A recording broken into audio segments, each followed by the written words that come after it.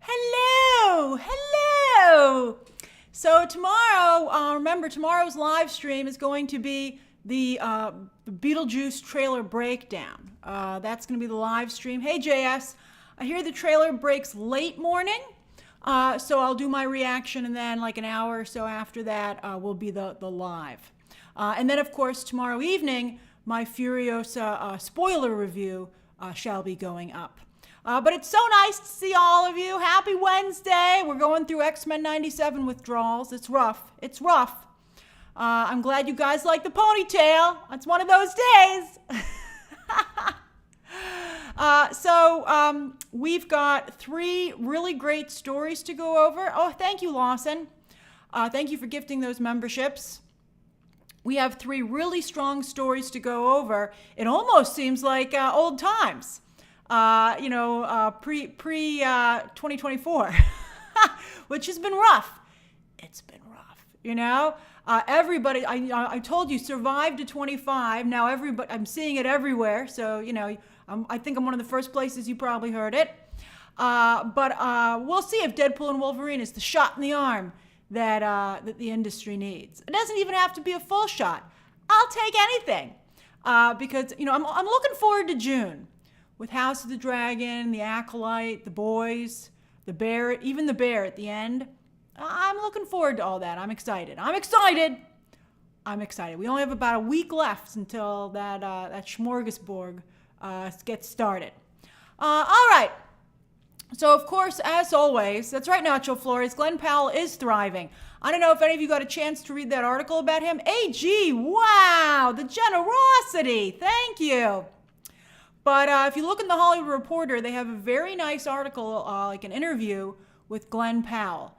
And it's very nice. And it also gives really impressive insight into what it's really like to try to make it in Hollywood. When you see, how he both struggled and also had a lot of luck. That's what life is. Talent and hard work, but also being at the right place at the right time. I mean, he's had some incredible assists, but those didn't even always work out. Just a little bit of a spoiler for Glenn Powell. Do you know who discovered Mr. Glenn Powell? Denzel Washington. Denzel Washington discovered that guy. I mean, that's incredible. And he and his agent, unfortunately, just could not help Glenn Powell. But, they got him started. But that's incredible. It wasn't Ryan Murphy, Nacho. I think Ryan Murphy started him on his current trajectory. But it was Denzel who brought him to Hollywood.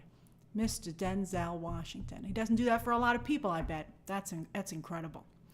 All right, so if you get a chance, go read that article. It's excellent. And again, very realistic about what it's like to actually try and make it in Hollywood, the ups and downs.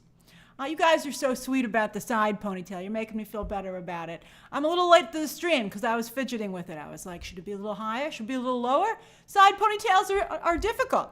All right. Did Denzel also help out Austin Butler? They're surprisingly similar. He's taking very good care of his little white boys, just like Zendaya is. Okay. I love Denzel Washington. He's fantastic. All right.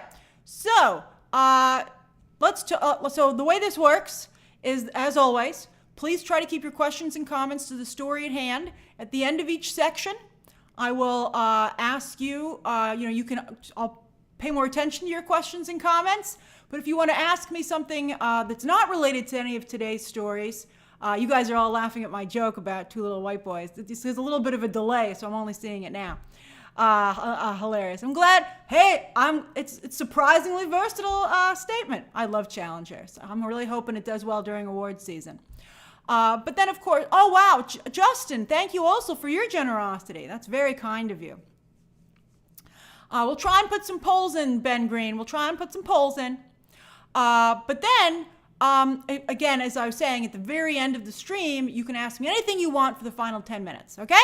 But that's where those random questions should go. Please don't derail the stream, because it just throws off my train of thought, man. As I like to say, let me cook, man. Let me cook. Thank you, Trisha. I guess my bangs are really kind of going straight up in the air today. So I guess that is a little Elsa-y. I want to go to Fantasy Springs in Tokyo Disney. So far away. And so expensive. Okay, story number 1. oh, the hype train's getting started. So I was, the other day, Fandango, where do I want to start this story? I guess I'll start it with the other day, Fandango said, these are the best pre-sales of 2024. And some of you asked me about it, and I said, well, that's no great feat. 2024 has a really depressed box office. But then AMC's CEO, Adam Aron, who's gotten pretty good at dealing with the public because, of course, everybody decided that his stonks were the place to be, right? Stonk, stonk, stonk. And everybody started investing in AMC to the point where they have investor screenings. So the guy's talking, he's getting pretty good at doing public statements. And he tweeted today. Adam Aron's on the X. He's on the X, man. He's cool. He's plugged in. And he gave a much better spin on the pre-sales to the point where it generated some stories. Now, the other thing I want to say before I give you the numbers was that we were all kind of surprised that the tickets went on sale 2 months early. Speaking of AMC, it's a little frustrating that, if you're an AMC A-list member, you can only hold 3 reservations at a time. You're supposed to be able to see 3 movies a week, but when you want to hold reservations, you have to hold them. So a lot of us were like, holding a reservation for 2 months, man. I got movies to see. I mean, I don't have a space for a lot of other movies to get tickets right now because, I'm seeing Furiosa again. I got my Deadpool and Wolverine tickets, and then I'm seeing Garfield. So I'm booked right now. I'm booked. So it's frustrating, even their own films like Inside Out. Like Dakota is saying I'm holding. I love it. What are your cards? If you're an AMC AMC A-list member, are you holding, you want to do a poll, Mika? All right, let's do a poll. So AMC A-list members, are you holding a Deadpool and Wolverine reservation? For 2 months, baby. And then waiting for an opening. Waiting for a spot to open. Waiting until closer to release. Most, I guess not seeing it if you want to be a party pooper. All right, so by the way, even if you're not a member, anyone can vote in the stream. Anyone can vote in the poll. If you're watching, anyone can vote. You just click on the poll there, and then you can let your voice be heard. Okay. So, yeah, I was surprised, and I think a lot of us were surprised. And there are, in fact, a lot of good seats left, particularly if you're willing to wait till, say, Saturday to see it. If you want to go Thursday night, that's not going to be so easy. But if you are willing to wait till even just Saturday, I think Friday might be a little tough. But if you're willing to wait till Saturday and you don't need to see it on a premium screen, well, then you will be able to see this film. I had anticipated, because I'm so excited about it as an X-Men fan, I had thought it would be like Avengers Endgame. Remember, I told you that hilarious story where a senior citizen couple walked up to the box office on opening weekend and said, 2 tickets for Avengers Endgame, please. And everyone standing in the lobby was like, literally, had a look on their face like, where have you been for the past couple of months? Because there's not a ticket available in the entire city. That was an amazing experience that I shall never forget. But anyway, I thought it was going to be like that. But it's not. But again, it's very early. You're seeing it in 3D, Lawson? That's a commitment. I might have to see Garfield in 3D, which I'm not happy about. But anyway. All right. So what are the stats? What are the stats that Adam Aron revealed? He said that they sold in one day, they sold 200,000 tickets. When I got to tell you, I've told you before, there are 350 million people in the United States, but a lot of them don't go to the movies. You'd be surprised how few people actually see a movie in theaters. We're always just looking at the numbers. If you were looking at ticket sales, you'd be like, nobody went. It's just crazy the way it is. I mean, there are a lot of people in this world, we don't understand them, that just have no interest in going to the movies. I mean, obviously, I guess there's babies included in that number, but it's still crazy to think about. But he said they sold $200,000 tickets were sold, okay? They said that is the biggest day ever in AMC history for an R-rated movie. And by the way, Fandango backed that up as well. It's the most pre-sale tickets they've ever had for an R-rated movie as well. All right, so they're hoping, this is how bad 2024 is. They're like, maybe it'll top $100 million opening. And you're like, what? They're like, yeah, if it could just have 3 numbers in it, I'll be ecstatic. The numbers to beat right now are both from Warner Brothers. David Zaslav. Well, David Zaslav doesn't care. He's like, I do business with Disney. No team allegiances with Zazzy. He's like, where can I make a buck? He's team profit, which I guess is understandable, and maybe that's why Wall Street, but this stock's not doing so well. All right, so anyway, Dune 2 is the biggest opening of the year at 82.5, and Godzilla X Kong is right behind it at 80. So they're like, it's a photo finish there, basically, right? Let me close the poll. All right. So the poll says, a lot of you apparently don't have AMC A-list. All right, waiting until closer to release, 46%. And it was still the biggest R-rated pre-sales of all time. This just tells me that people don't buy a lot of pre-sales for R-rated movies. 30% of you are holding. You got it. You're holding already, like myself. 17% of you are not seeing it. What? How can you not see it? I hope you're just trying to take a stand and you actually are secretly going to go, because this is the movie everybody's going to be talking about. And then 5% of you are booked solid with other movies, like you got that Inside Out 2 ticket because you didn't know Deadpool and Wolverine was going on sale, so you got to wait. So that's pretty good. But, you can see a lot of you are still waiting, which is very good for pre-sales because it means that there's even more tickets to be sold down the line. All right, let's look at some records. Let's look at some box office records. Let's see what kind of number we're probably looking at here. All right, so let's look at the openings for R-rated movies. Because, it's the biggest pre-sale of all time for R-rated movies. Miguel, I guess I should have done that as not an A-list member as one of the options. That's good for the poll. All right, so those are the biggest openings for an R-rated movie of all time. And what do you know? The top 2 are Deadpool.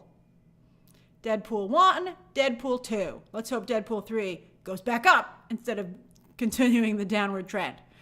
132, 125. All right, just for some perspective, look at this. Here's the PG-13 openings. Okay? Look how much higher they are. This is why, for the most part, you want a PG-13 movie.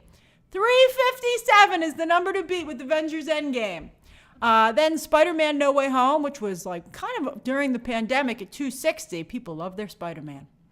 Avengers Infinity War at 257. The Force Awakens at 247. It was 257 for Infinity War. 247 for the first Star Wars movie back. The second one, when people still were jamming to it, was 220. Jurassic World at 208. The Avengers at 207. Black Panther at 202. Avengers Age of Ultron at 191.2. And then look at Doctor Strange. That was coming off of that was right when Marvel started to lose their footing.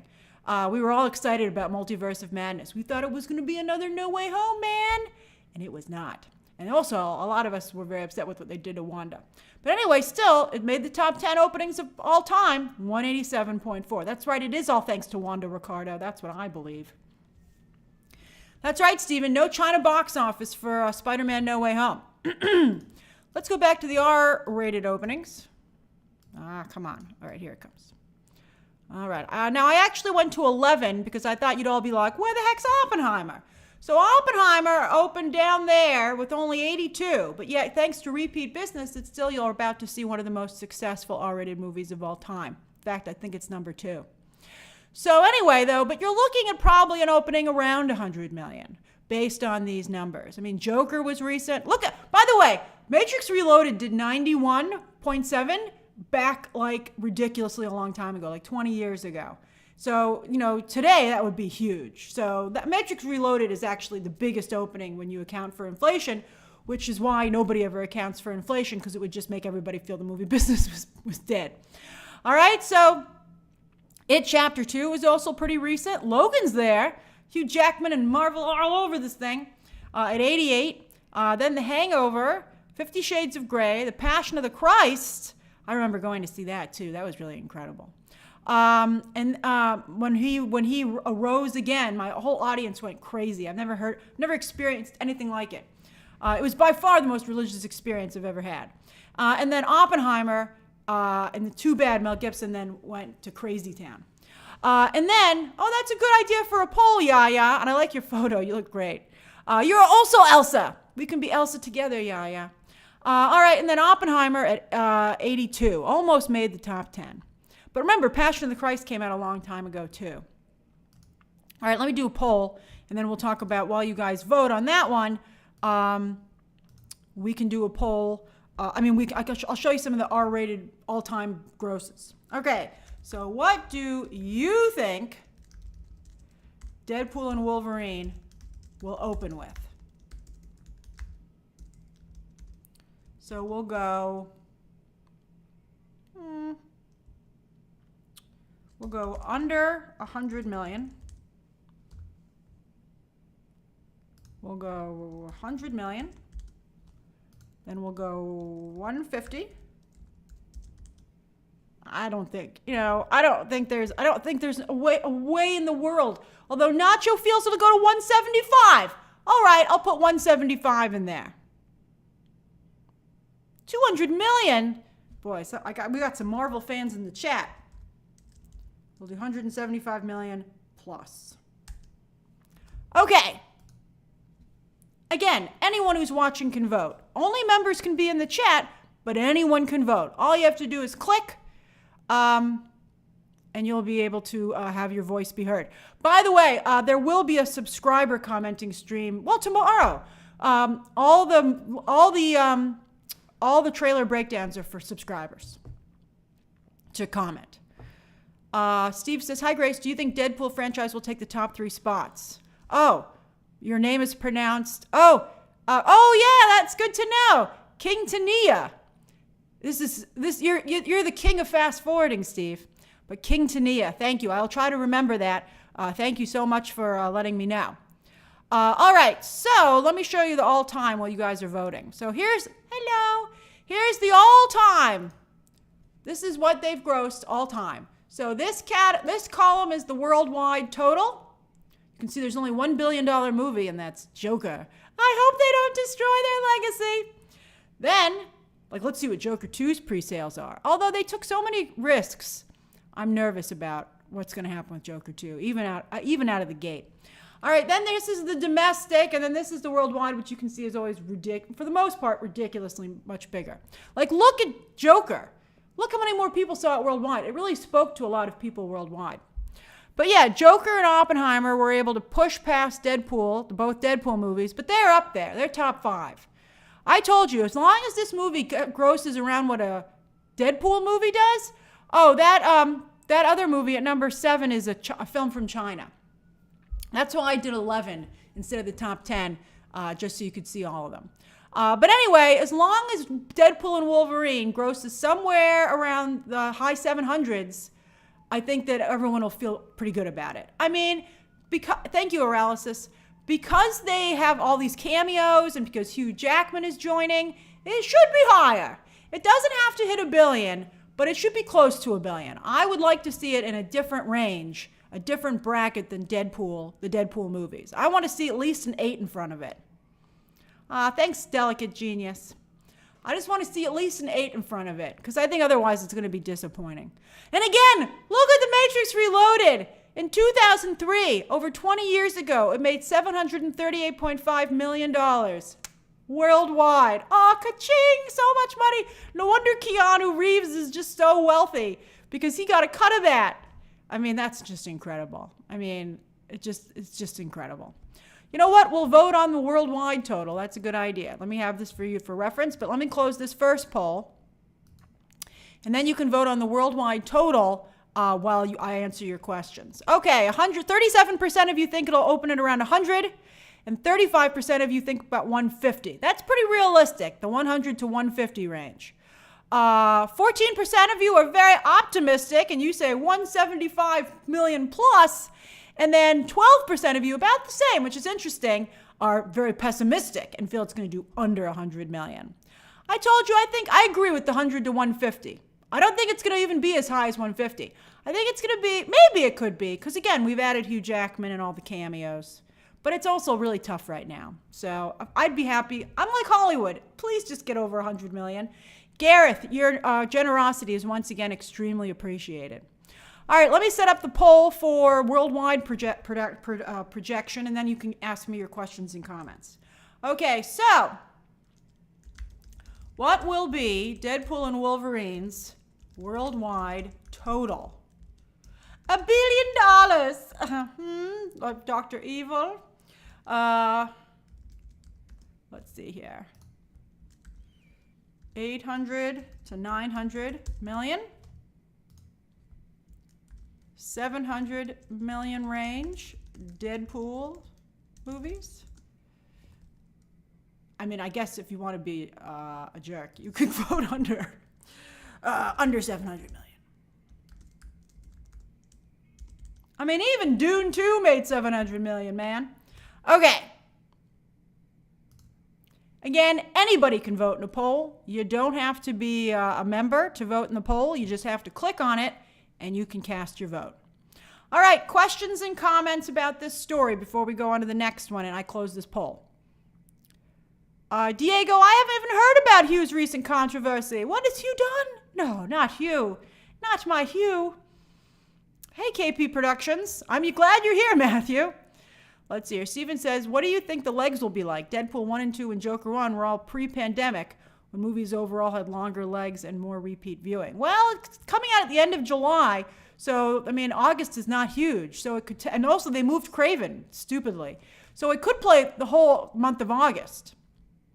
Although movies this time, I don't know if they're going to have the same repeat viewing. I hope it's as good as No Way Home. No Way Home could do it. Oliver says, all I want is for Wade and Logan to passionately make out and like challengers. That's hilarious. Well, they're flirting up a storm, but I don't know if you're going to actually get a kiss. Let's see here. Big Lee Chu says, I feel this movie is going to make general audiences feel as if they can't miss out, especially with the nostalgic factor. Well, I don't know about that. You know, like, they haven't advertised that. Like, part of the what was so great about No Way Home is that even though No Way Home never admitted it, we were all telling you in the Scoop community that it was going to be a reunion palooza. And they did eventually confirm that the villains were going to be in the movie. They're playing it very close to the vest on this new film, which I totally understand. I'm not even sure if I want another trailer. But I get worried that maybe, I mean, the pre-sales... Somebody asked me if there would be another, a friend of mine actually asked me if there would be another Deadpool and Wolverine trailer. And I said, I think it depends on pre-sales. Like, if they feel they don't need another pre-sale, I mean, if they feel the pre-sales are doing well, they don't need another trailer. So, I mean, this looks like maybe they don't. But if they slow down, they might put out another trailer. Oh, so Diego says, talking about Hugh Jackman's divorce and his mental health. No, I think everybody's rooting for Hugh. I think his divorce, you know, seems very amicable, and I'm glad that, you know, they didn't stay together in a toxic relationship. Jeremiah says, No Way Home relied on the Raimi trilogy. It did, substantially. But I think people really like the X-Men movies. I mean, they were, you know, they got awful at the end, but they were hot sauce for quite a time there. Again, another movie experience I'll always remember, X2. I dragged my parents to like a 10 o'clock showing for X2 in Times Square because we couldn't get tickets for another earlier showing. And they went, to their credit. And we had an incredible time. I remember just being like, you know that, speaking of Hugh Jackman, you know that meme from The Fountain or the GIF when he's looking up at something like he's like being like religiously moved? That was me. You know, I said that was my only religious experience in Passion of the Christ. I believe it was also during X2. When I saw the Nightcrawler sequence, I was like, my God, it doesn't get any better than this. And then visual effects evolved. J. Jonah Jameson, you're really committed to your to your routine there. I respect it. Chris Christopher, I hope Rebecca Romijn is in the movie. I have not heard anything about it, and I got to tell you, I don't want to hear about it. I want to be surprised. But the look on Hugh Jackman's face when they asked him during a recent interview, they asked him and Ryan Reynolds and Sam and Sean Levy, who was in the movie, and they were asking, particular characters, and they said Mystique. I thought I saw a glimmer of recognition on Hugh Jackman's face, and I was like, oh, please let it be true. Please let it be true, because she's my favorite Mystique, and she needs to come back and reclaim the role. And she can still do it, by the way. Rebecca Romijn still is in great shape.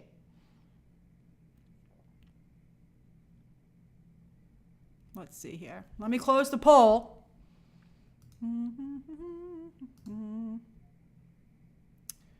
Let's see here.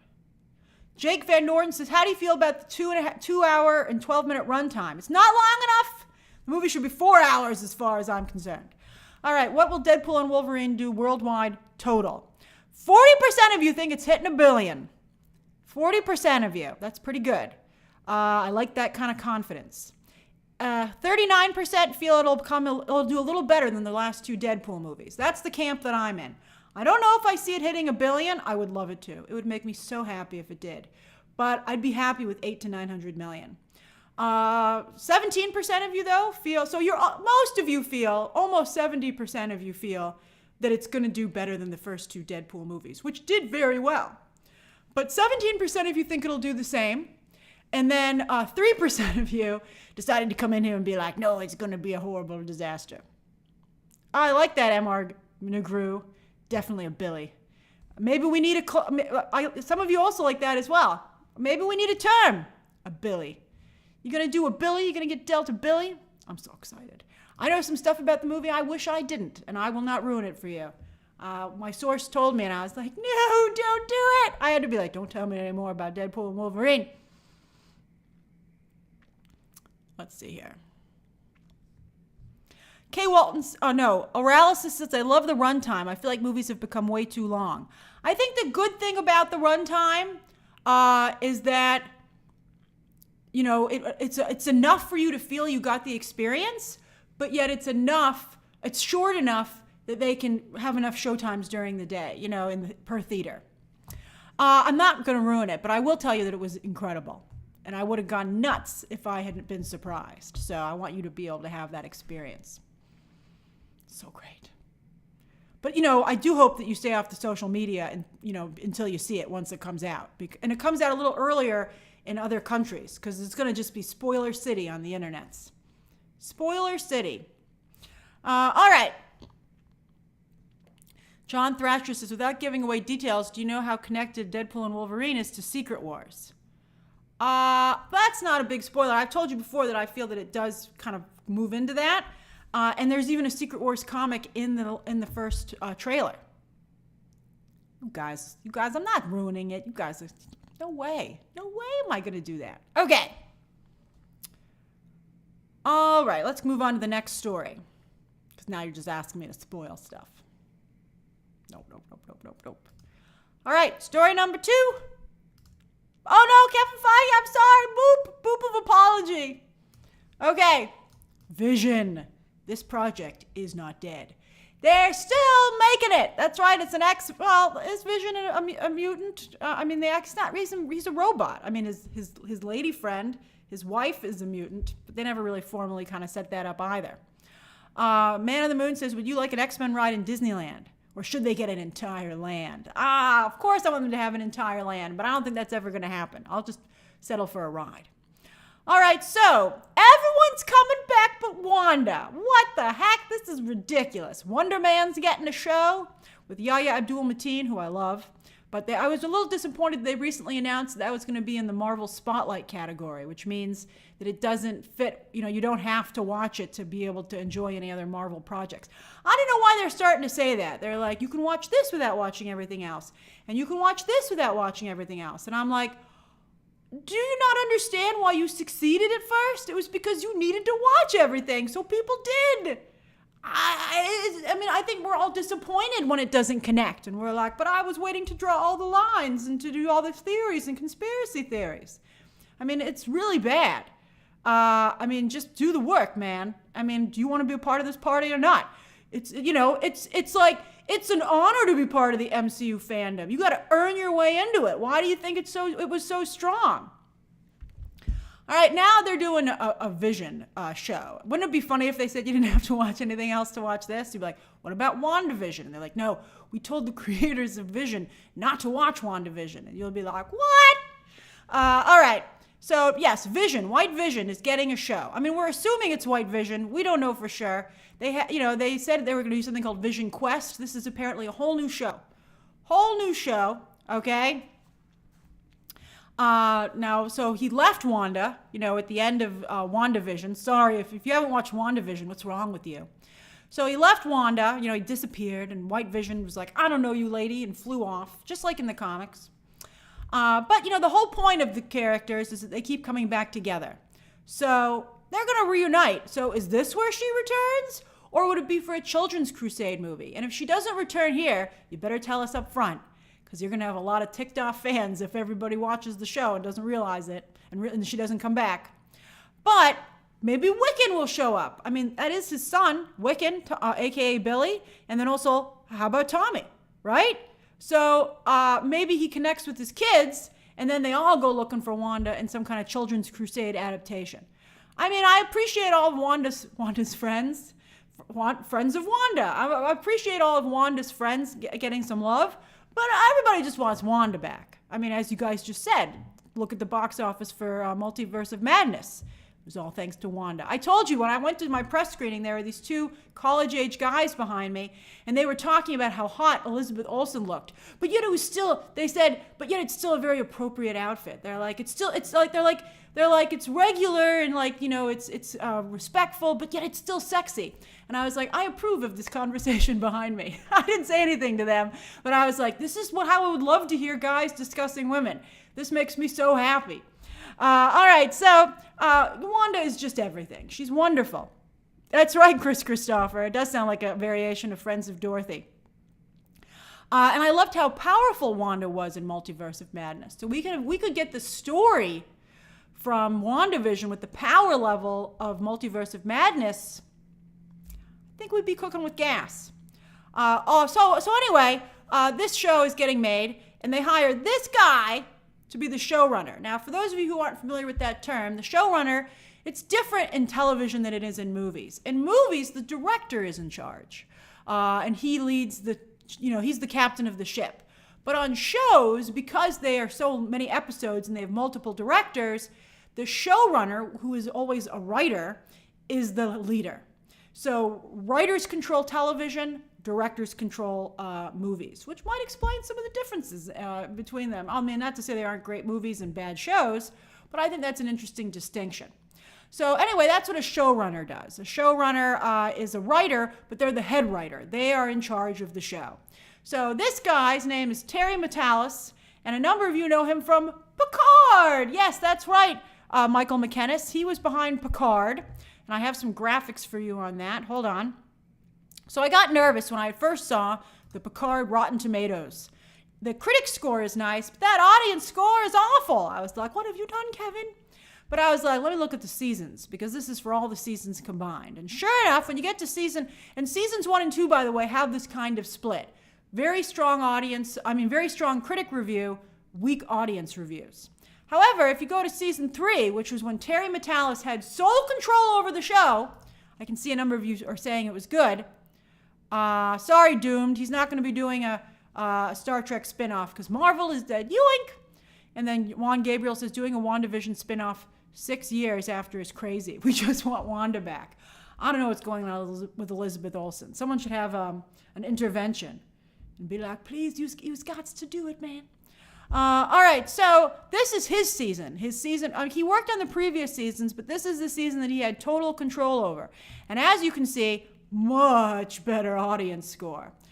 Chandler's a fan, saying he's great with story and fans. And in fact, speaking of fans, Kevin Feige is a fan. As it was reported in the trades, and a couple of you DM'd me, Kevin Feige loves his Star Trek, boy. Apparently he loves he's one of us, right? Which is why we're so perplexed that he's run into trouble. I think because he's not following the North Star of his nerddom. I think he let other things get in the way. You're like, dude, you're a nerd. You're one of us. Just do that. So he loves Star Wars. He loves Star Trek. Apparently he was on some podcast with this guy. And he was like, dude, let's do it. So Movie Nut says, Terry Metalis is a huge Back to the Future fan. And he owns a DeLorean time machine. That's right, I was looking the dude up. And he doesn't only own one, but he built it. He did the 12 Monkeys TV show and added time travel to Picard. I am looking forward to time travel and Vision. Oh, that's interesting. I don't know if I want him to time travel, to be honest with you, but we'll see. All right, so here are his credits. So let me make them a little bigger so I can read them. All right, sorry, Terry. So he started out actually in Star Trek with Star Trek Enterprise. Then he did a little show called, he was a writer on a little show called Terra Nova, which I actually loved. That was a great show on Fox. And then he worked on Nikita. Then he was the creator of the 12 Monkeys show. That's when he started being the creator and showrunner of stuff. Then he was a consultant on something called Blood Drive, which I never heard of. Then also Night Flyers, didn't hear of that. MacGyver, he was the showrunner for season 4. I heard of that. And then of course, Star Trek Picard. So not bad credits, you know. I feel pretty good about this. I felt pretty good about it, but after listening to you guys, I feel very good about it, and I feel Kevin Feige has made a potentially excellent choice, particularly because Vision's a robot, so who better to do it than someone who likes sci-fi, right? I'd be like, hey, you like sci-fi and stuff. Here's a giant robot for you to play with. That's funny, Marco. Single White Vision should totally be the name of the show. I love it. They don't know when this show's coming out for sure, Poke. We'll see. I hope it's 2026. That's right. He's moved away from the Rick and Morty writers, Dre Films. Thank goodness. He's gotten over his Rick and Morty. He can just still watch the show and enjoy it, but we don't have to be stuck with them. All right. So does anybody have any questions or comments about this before we go to the third story of the day? Apparently you guys really like Nikita as well. A lot of Terry Metalis fans here. You guys are making me so excited. Let's see here. Jacob Coelho says Terry is a fan of his properties and reverses source material without being beholden to it zealously. Oh, wow. Jacob, are you his agent? I love the way you described him. Alex says, is it true that there is a Wiccan show being talked about being made? I haven't heard anything about a Wiccan show. I just heard, as I tweeted, that he was coming back. There were already plans, if not already. I'm not sure what stage the plans are, but I heard that Wiccan is not going to be somebody who disappears for a long period of time. Nacho says, hope Dr. Doom brings Wanda back as he did in the comics. He almost married her. She had amnesia, that's right. But I don't want to do that to Wanda.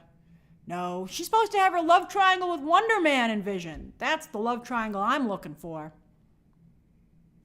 Mish says, Grace, where do you think Wanda is in the MCU? She's either off finding herself or she's, dead and like she's in some space and has to be brought back by some magic. Stephen Turner says, what's going on with the Ironheart show that they filmed? They said it's coming out. They talked about it at the upfronts. They even had the cast there. And they said it's going to come out next, as Josh Loves Movies said, it's going to come out next year. Hey, Anthony Strauchs. I like your picture. I love being able to see you guys. No, Dre Films. Wanda should never be recast. I mean, I think people would rather never see her again than have her be recast.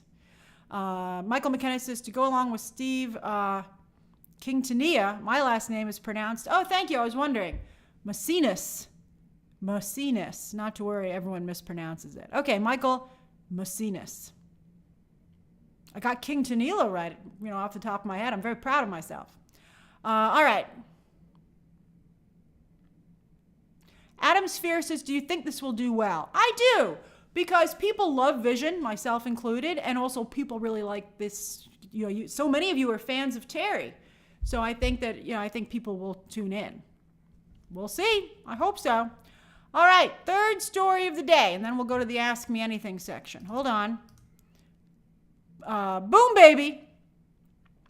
All right, so Adam Wingard. Now, Adam Wingard has directed, hold on, I got it for you here, the highest grossing movie of the Monsterverse. Godzilla x Kong just passed Kong Skull Island with 500. I'm surprised these don't do better.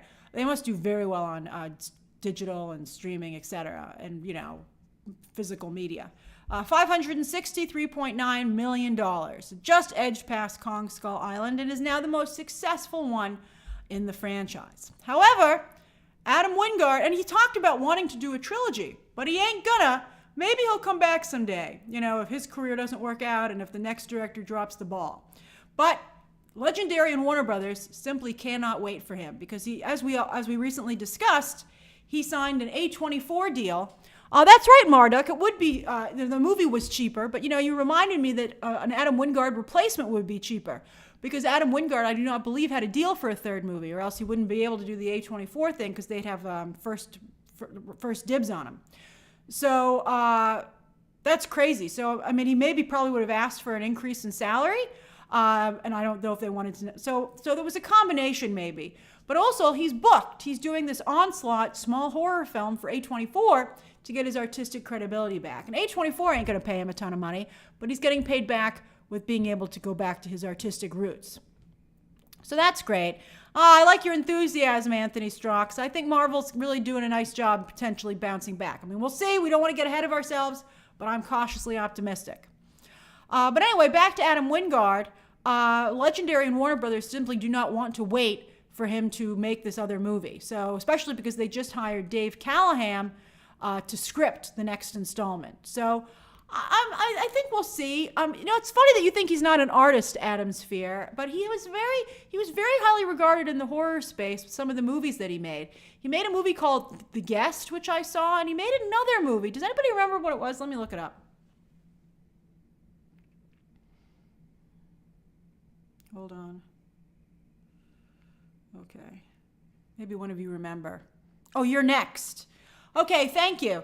It was You're Next, and I bring that up because when I remember watching, I saw that movie and I reviewed it. And as I said in my review, I thought Adam Wingard was very smart as a director. I was like, wow, he's not only artistically talented, but he's got his business hat on firmly. And so I was like, this movie is directed and created in a way to get the industry's attention. And it did. And look where he's gotten himself. It's not Your Next 2. The new movie's, again, called Onslaught. So anyway, I think that Godzilla x Kong, maybe this is good for it to have a little bit of a refresh. And maybe it's good for Adam Wingard to leave on a high note. Let the franchise and the fans miss him a little bit, right? I think, it would have been nice that if he could have finished his trilogy, but he didn't really have a concrete trilogy. You're not like, what's going to happen next? You got to tell the rest of your story. A lot of you are saying maybe he should do Thundercats. I don't know about Thundercats. I don't know. It would have to be so accurate to the original animated series. And if he's a super fan of it, maybe then it would work. And he seems to be. But I don't know if I don't know. I get nervous. I guess because, Masters of the Universe was has been so hard to do. And they're doing another Masters of the Universe film and they've already messed it up. Okay, side note, I don't know if you heard this, but I think it's the guy from Leica, Phil Knight's son, Travis Knight. They're doing a Masters of the Universe movie and they have a situation where Prince Adam is on a different planet. And he needs to return to Eternia, and you're just like, what the hell is this? Why do you have to add all this garbage to it? It's a very clear story. Prince Adam lives in Eternia. He's like a nerdy small guy, and no one knows that when he lifts the power sword above his head, he turns into He-Man, and he fights Skeletor, who makes a lot of jokes. I don't understand why you would touch that, especially after it's been messed with and gone so poorly. So, that's really tough. Thundercats, for those of you who don't know, Thundercats was this really cool animated series back in the day about a group of human-cat hybrids. And so they were all different types of cats. Chitara was one. Lionel, right? What was the main guy's name? It was a tiger. I know this sounds really lame, but it's incredible.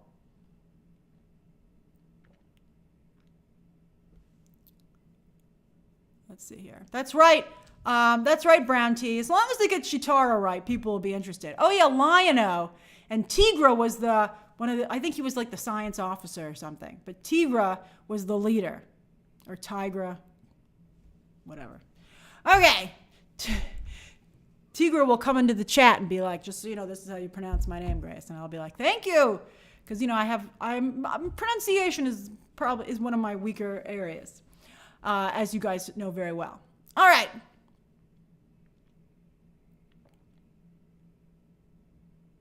We are getting distracted, Adam Sphere, but that's because there isn't much to discuss here.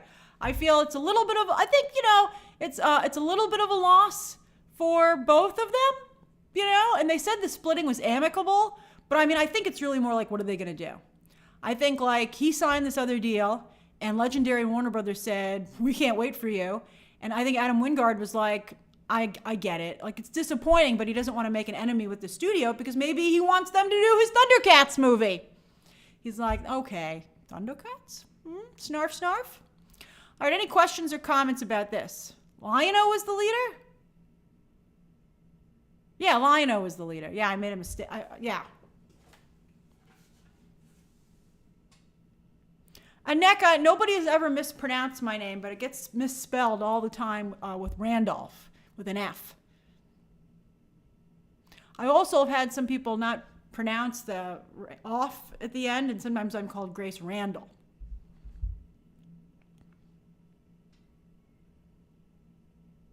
Ivan says, what about Adam Wingard for Marvel? I don't know. I like Adam Wingard, but I think he's not high caliber enough for Marvel. I think, you know, I don't know. Maybe, for Guardians of the Galaxy, maybe. I thought he did a very good James Gunn impression. I was like, wow, did James Gunn direct this? No, it was Adam Wingard.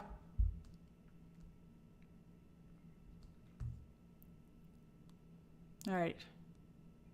Ivan Sarmiento says, what about Adam Wingard for Midnight Suns? Do we really need a Midnight Suns show, though? I mean, I think we're getting too in the weeds here for Marvel. I think that's part of their problem.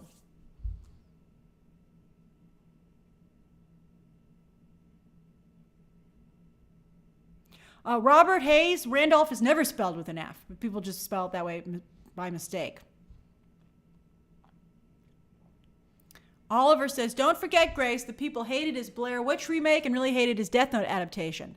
Fans ran him off of Twitter. They've run a lot of people off of Twitter. Never quit the Twitters. I've had my problems on Twitter, but you just, especially because I told other people they shouldn't leave. I couldn't then leave, I couldn't leave myself. But don't let yourself get chased off of a platform. Come on, man. Of course, Danny. Always nice to see you. Dolan says, as a fan of Adam's work since The Guest, I personally think he's at his best when he isn't trying to adapt franchises. But as long as he has Dan Stevens working with him, he's good. He does seem to be the magic ingredient on for him. And I think Dan Stevens might be, I hope he's in this new movie. I don't recall for sure if he was in the announcement. Adam Sphere says, will the third film have to keep the same goofy tone? It doesn't have to, but because it's the most successful, it probably will. I think it could be a scooch less goofy, to be honest with you. But, you know, people loved the goofiness. I mean, if I were the people at Legendary and Warner Brothers, I'd be like, as close as this as possible, because people loved it. All right, let's do the Q&A for 10 minutes. Oh, it's sunny. Sunny, sunny, sunny. The sun will come out this instant. I always feel sometimes like there's a supervillain behind me with like a ray. CJ, Jennifer Tilly is joining Real Housewives of Beverly Hills. Oh, what a wonderful day. That's amazing. What a season this is going to be. I hope she's ready to play. You can't get in there. You can't get into the arena if you're not willing to sling some mud. Connor, I talked about that Assassin's Creed writer for X-Men yesterday, and it was going to be a story today, but it's such a bad choice and so unexciting for everybody that it didn't make the cut for today's stories. He didn't sign, and I hope that he does not sign. Oh yeah, Voyager says, thoughts on Glenn Powell saying he turned down Jurassic and also saying he won't be in Marvel? I read that article, as I said at the beginning of the stream, and I thought he said he would be interested in Marvel and Oscar bait, but I guess I was reading, it was a long article. I I do not think he should join Marvel. I don't think he needs to. I mean, he's booked for like the next decade. He doesn't need it. And then as for turning down Jurassic World, I think he should have turned. I mean, I can see why they wanted him. I mean, in that article, they revealed that his mother used to work for the Reagan administration. So he kind of is cut from a similar cloth from Chris Pratt. I think he's just like an evolved Chris Pratt. He does it better.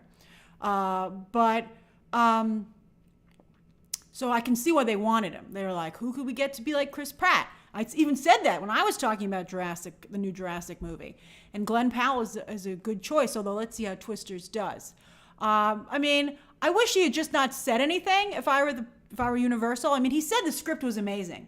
He said the script was amazing, the movie didn't need me. But then he also said that Tom Cruise gave him advice where you join the best projects and you make the role great whether it is or not. You know, like focus not on the role, but on the overall project. That was some of the advice that Tom Cruise gave him.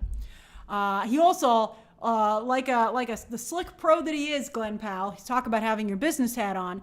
The interviewer asked him about Scientology, and he just smiled and went right by that question. But I just keep Jurassic World out of your mouth, man, if you're not going to be in it. Alex Ryan Music, but I will say that I do think Glenn Powell is a good business person, so if he says the script is good, it probably is very good. Although I don't know if I'd want to be in a Gareth Edwards movie. I'd be nervous about it. And also the guys they've picked kind of have a similar vibe to Glenn Powell, which I think is funny. All right, Alex Ryan Music says, hi Grace, do you think Avatar 3 will do as well or is better than The Way of Water? The success of Godzilla X Kong makes me think yes. I wouldn't bet against Jim Cameron. That's right. Never bet against Jimmy C. That guy's a genius. I think I would have been a little nervous if they had come out just 2 years apart as originally planned, but I'm really glad they pushed it because I think Avatar benefits from staying away for a while. So I think that because it's taking it's not going to be as long as the last time, but because it's going to be a couple of years and because he's introducing new aliens that are fire-based, I think we're all going to be pretty excited about that. And I love the last one, so I'm very excited. I didn't like the first one, but the last one was excellent. CM says, do you think they should adapt? Oh, I forgot what time I started this at. Okay, we'll go till 5:05. CM says, do you think they should adapt Kazar for the MCU? People love dinos and no other franchise has incorporated them. No, do not bring dinosaurs into the MCU. I mean, unless you're doing the Savage Land, don't do it. Buck's Basement says, Grace, do you have any tea regarding One Piece Season 2? I do not. I don't really know anyone on that project or anyone who knows anybody on that project. Kareem, Glenn Powell would be an amazing Booster Gold, but I think maybe he would have been a better Booster Gold before his career blew up. Now I don't think that's a big enough role for him. Yes, I'm glad you like when we talk about Deadpool and Wolverine. Oh, CJ says Jennifer Tilly's just a friend of the show. I guess she's got to start somewhere. Maybe she just couldn't make a bigger commitment. Daniel Perdomo, I do not like Ryan Gosling for Ghost Rider. And I think it would be a huge mistake for him to do that, especially after The Fall Guy didn't do well. Danny, I will be covering The Acolyte weekly. Nacho Flores says that Glenn Powell is the next Matthew McConaughey. I think he wants to be the next Tom Cruise, but he probably more realistically is the new Matthew McConaughey. A friend of mine said that Glenn Powell was really great as long as he didn't stand next to anybody who actually could act. But she said she was going to watch every one of his movies. I was joking with her. I was like, you're going to have a lot to watch. He's going to smile over there, and then he's going to go smile over there, and then he's going to smile over there. And she's like, I'll be at every one. He's going to smile in the future. He's going to smile in a jungle. He's going to smile in a city, in an office. I love it. Okay. Glenn Powell is, I don't know if he's a Scientologist, Guy Ty, but he wouldn't talk about Tom Cruise being a Scientologist. Hey, Angela, hi to you and your brother. Says, Grace, for Agatha all along, they better use the song as the theme. Oh, I think they will. Or at least bring it once. I don't know if it needs to be every episode, but... Oh, Nova Star. That's a crazy suggestion. Let's see here.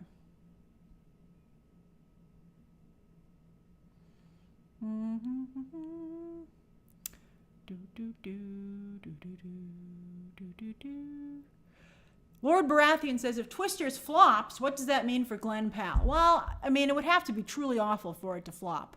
But I think if it does, it's going to really hurt it because it's going to create a problem where people are going to feel like maybe Glen Powell isn't a box office draw. You know, it's the big one after Anyone But You, so it's the test. M says, thoughts on Mike Flanagan doing The Exorcist? We talked about that before. It was a story in a recent live stream, but just to quickly reiterate, I said that I felt he was really hit or miss, lately more miss than hit, but he could be quite good. I agree with Will. I think there's a 0% chance that Twisters. I think people are excited about it. MM92 says, hi Grace, what are movie theater memberships worth the cost? It is to me, living in New York City where movie tickets are extremely expensive. If you live in a place where they're cheaper, well then maybe you don't necessarily need to do that. But if, just figure out how often you go. I mean, if you live in a big city where the tickets are like $25, $30 for premium and you like premium, I mean, you go twice a month, you've already, made money back. Oh, thank you, Annika. I appreciate that. Yes, please tell me how your names are pronounced if I'm getting them wrong. Thank you, Annika. Let's see here. Dancing Dog 60 says, Grace, what are the chances Fantastic Four moves its date? It seems like it will be a fast shoot to have to open next July. Let's see. Hector Vegas says, what about Glen Powell for Cyclops? Well, I like that a lot, so I changed my mind. Maybe he should do Marvel. Jamal Williams says, hi Jamal. Let's see. Dancing Dog 60, I don't think it's going to move. It has too good a date. Let's see here. Wiki Nomad, thank you for gifting those memberships. Phil Layfield says, any thoughts on the Sandman casting teaser? I haven't seen the new one. Somebody, by the way, said that on my X-Men video that I posted this morning, said that Alan Heinberg, who did not only Wonder Woman, but Sandman, the first Wonder Woman, Sandman, and of course created Young Avengers, would be a good choice for the X-Men movie live action. And I thought that was a wonderful choice. I was like, that's the guy. Go get him. Dead Poo Poo says, how many times will you see Deadpool and Wolverine, Grace? My last name is pronounced Poo Poo, like poop. That's pretty funny. I like it. I will definitely see Deadpool and Wolverine twice, at the very least.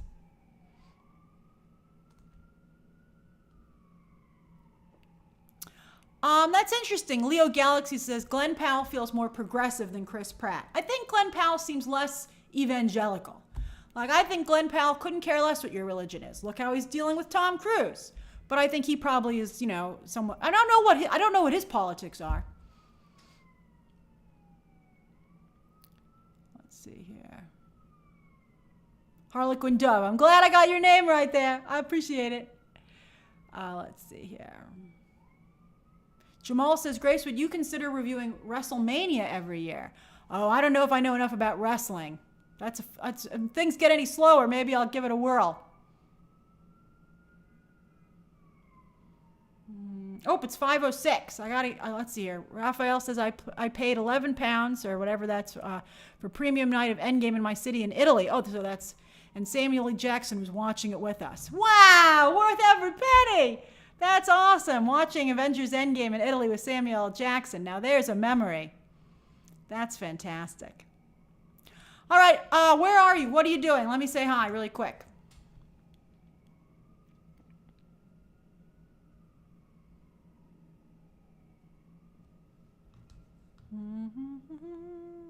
CM is cozy in bed in stormy Dallas. That does sound cozy.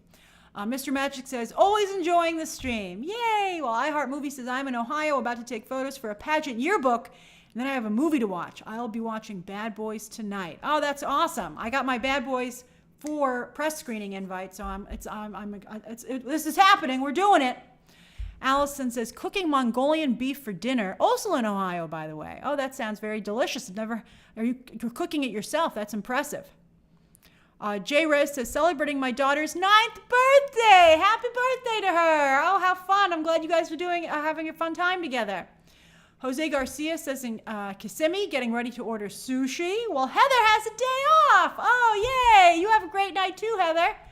JS is on vacation. Well, Stephen Turner is in Brooklyn, just laying out in the sun in the park. Oh, I love keeping you company, Stephen. J. Scott Garrity has sliced apples and caramel in Philadelphia. Well, Wiki Nomad is gym and work.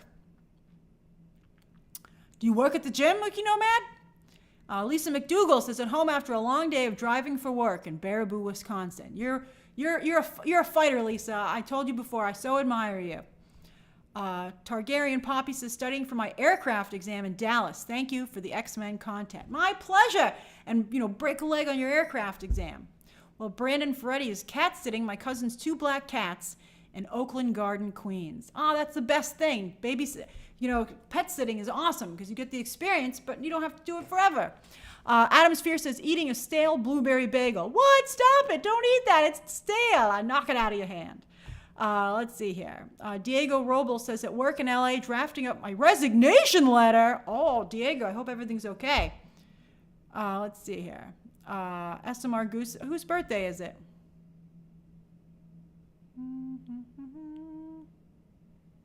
I don't see the birthday. Melmac is planning their daughter's high school graduation party. Oh, that's a nice thing to do. Well, Podge Durka says, I'm in Rome for a gay rugby World Cup game starting tomorrow. That sounds like an excellent trip as well. Lizzie says, recently diagnosed with vertigo. Oh, I'm sorry to hear that. I hope you can get some help and assistance with that. And trying to do PhD stuff in Lexington. Well, good for you, Lizzie, but make sure you take a little time off if you need to, Your mental health is important as well. Christian Parko says, hi, Grace. You gave me a birthday shout out yesterday for me and my roommate, but it looks like we're doing a second celebration with another Studio Ghibli movie in theaters later today. Well, as I recall, it's actually one of your birthdays today, right? Because you were celebrating the day in between. So I'm glad this party's continuing. Hey, Matt. Always so nice to see you in Michigan. Jose Garcia says his friend is in Rome for that same gay rugby competition. Oh, my gosh. Let's see here. Ricardo says, visiting family in Northern Ireland tomorrow. Love from Brian and Ricardo in Edinburgh. And David Q says, hey, Grace, I took the whole week off to do some deep spring cleaning at home. Thank you for keeping me company. Oh, I need to do that. It's my pleasure. My absolute pleasure. Hey, Danny in Guatemala. You guys are so fun. Oh, you guys are wishing happy birthday to the 9-year-old. That's very sweet of you. And Daniel says he wishes he was in Rome with gay rugby players. That's fantastic. And Big Witch says, painting my little sculpture here in Seattle. Oh, I love those emojis. You Bob Ross that. You Bob Ross that bitch. All right. Sorry, PG-13. I'm allowed one swear word, according to the MPAA. And Kyle Selby is making a late breakfast in Los Angeles. That's right. You can have brunch any day of the week, Kyle. I approve. All right, everybody. I'll see you tomorrow for that Beetlejuice trailer. Oh, we're going to have a good time. Okay, everybody. Bye. Bye-bye. Bye-bye.